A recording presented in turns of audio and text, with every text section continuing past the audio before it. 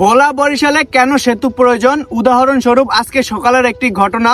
চরপেশন দুলারহাট থেকে ঢাকার উদ্দেশ্যে একটি লঞ্চ ছেড়ে যায়। আর এখন যেহেতু শীতকাল, নদীতে প্রচুর পরিমাণে নিশি, আর নিশিতে দুর্ঘটনা ঘটবে, এটাই স্বাভাবিক। ঠিক তেমনি ওই দুলারহাটে লঞ্চটির সাথে অন্য একটি লঞ্চের অ্যাক্সিডেন্ট হয়। আর ওই অ্যাক্সিডেন্টে 3 জন জায়গায় নিহত হয় এবং 10 থেকে 12 জন আহত হয়। তো এখন আমার কথা হচ্ছে, এই যে নিহত এবং আহত হয়েছে, তাদের দায়িত্ব কে নিবে? সরকার নিবে? লঞ্চ কর্তৃপক্ষ নিবে না, তাদের ফ্যামিলি নিবে, তাদের ফ্যামিলি শোকাহত হবে। তো আমরা তাদেরকে কি দিয়ে সান্ত্বনা দিব? দিতে পারবো না।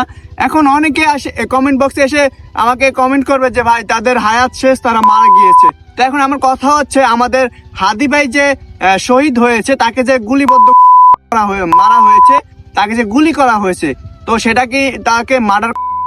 সে কি ওই তার হায়াত শেষ বলে তাকে আমরা এটা ধরে নিব? আসলে এগুলি কোনো কথা না।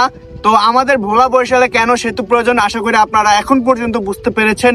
তো আমার ভোলাবাসী যারা আছেন, তাদের সকলের উপর আমার রিকোয়েস্ট, আপনারা মাঠে নামেন। আমাদের ভোলা বরিশাল সেতু প্রয়োজন। আমাদের সেতু যত দ্রুত সম্ভব আমরা বাস্তবায়ন করব ইনশাল্লাহ। আগামীতে যে সরকার ক্ষমতায় আসবে, ইনশাল্লাহ আমরা আশা করি যে সেই সরকার আমাদেরকে সেতু বাস্তবায়ন করে দিবে।